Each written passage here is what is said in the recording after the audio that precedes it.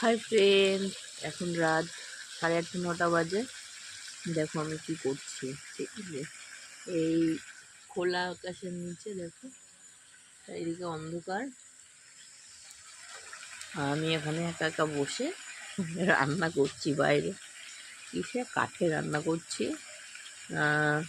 তাও আবার রান্না করছি চিকেন। ঠিক আছে, প্রথমে আলুগুলোকে ভেজে নিয়েছি, ভেজে নেওয়ার পরে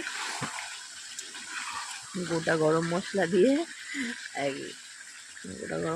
হ্যাঁ পেঁয়াজ দিয়েছি, তারপর রসুন, আদা, জিরা, লঙ্কা, নুন, হলুদ, যা যা লাগে, টমেটো, সমস্ত কিছু দিয়ে চিকেনটাকে দিয়ে এই যে কষাচ্ছি।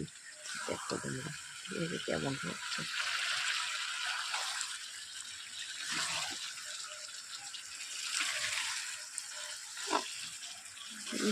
পুরো লাল লাল